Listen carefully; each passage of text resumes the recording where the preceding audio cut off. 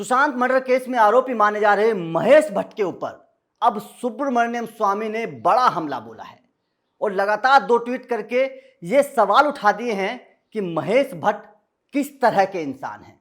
महेश भट्ट की काली सच्चाई, महेश भट्ट की जो पोल अभी तक लोग नहीं जानते थे, वो सच्चाई सुब्रमण्यम स्वामी ने देश के लोगों के सामने लाकर रख दी है। आप भी सुनेंगे तो हैरान रह जाएंगे।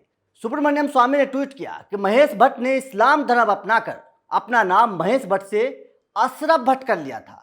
साथ ही सुब्रमण्यम स्वामी ने कहा कि अगर ऐसा नहीं है तो महेश भट्ट को पुलिस स्टेशन में जाकर पुलिस रिकॉर्ड से अपना नाम सही करवाना चाहिए, अदरवाइज वो मुस्लिम है। ये बात साफ कर देनी चाहिए महेश भट्ट को।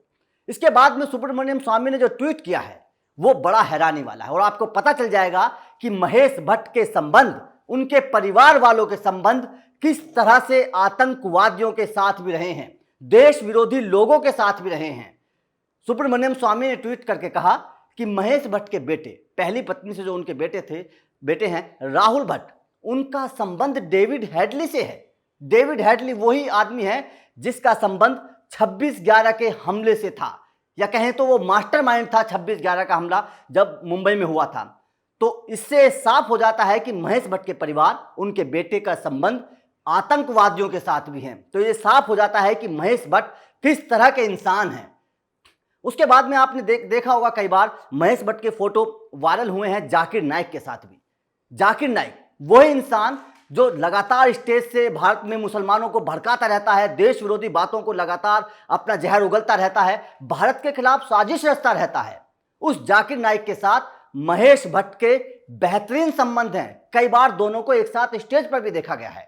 तो इन सब चीजों को देखकर यह साफ हो जाता है कि महेश भट्ट एक फिल्मकार या एक बॉलीवुड के साथ जुड़े होने के साथ साथ एक आतंकवादी भी है। साफ तौर पर कह सकते हैं जिस तरह से महेश भट्ट को लेकर सुब्रमण्यम स्वामी ने एक ट्वीट किया। साथ ही सुब्रमण्यम स्वामी ने बीजेपी से ये आग्रह किया है कि वो महेश भट्ट की इस बात को खोले, इस बात को दोबारा से जांच करें महेश भट्ट की कि वास्तव में महेश भट्ट एक मुस्लिम है, क्या उसने इस्लाम धर्म कबूल किया था और क्या 26/11 के हमले में महेश भट्ट के बेटे राहुल भट्ट का कोई हाथ है। साथ ही सुब्रमण्यम स्वामी ने यह कहा है, कांग्रेस पर आरोप लगाया है कि उस वक्त कांग्रेस की सरकार ने, यूपीए सरकार ने इस बात को दबाया था कि राहुल भट्ट के डेविड हेडली के साथ संबंध थे। कांग्रेस की सरकार ने इस बात को उस वक्त दबा दिया था। लेकिन अब सुब्रमण्यम स्वामी का साफ तौर पर कहना है कि अगर बीजेपी इस बात की जांच नहीं करती है तो वो इसके लिए एक पीआईएल भी दाखिल करेंगे, जिससे दूध का दूध और पानी का पानी हो जाएगा और महेश भट्ट के ये काले राज पूरी दुनिया के सामने आ जाएंगे। वैसे दोस्तों आपको बता दें कि जिस राहुल भट्ट की बात हो रही है वो महेश भट्ट के पहली पत्नी किरण भट्ट के बेटे हैं, कहें तो पूजा भट्ट के सगे भाई।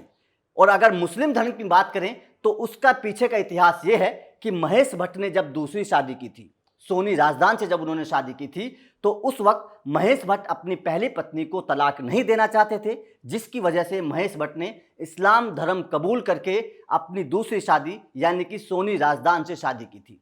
ये बात सबको पता है, आप चाहें तो इसको गूगल करके देख भी सकते हैं। आपको महेश भट्ट के ऊपर हमारा एक खुलासा कैसा लगा, आप हमें कमेंट करके ज़रूर बताएं।